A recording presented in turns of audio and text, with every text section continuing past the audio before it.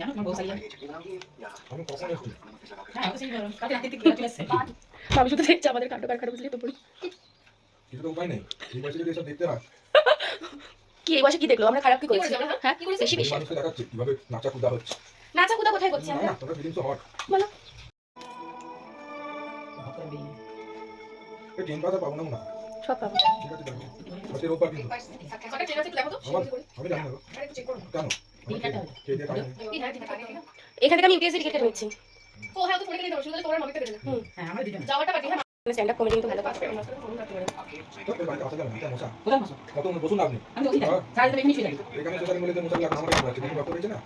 আমি চার কথা বলবো না না, আমার সামনে সব লোকের বাড়িতে দাঁতের বাড়িতে আসে না। আসি না দেখাবো দেখুন না, আমার না বলে আসবেই না।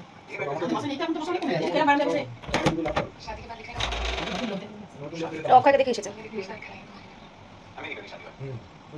এই বই বুঝতে দেখছেন বন্ধ করে। না নেক্সট এই বাবা বন্ধ করে দিও দেখ। ভালো লাগে না এত ইরিটেটিং একটা মানুষের সাথে কি করে থাকো কি জানি এসব বই কি জানা দেখছো তুমি? বিয়ে করেছো এখন দেখো ভুলে গেলে।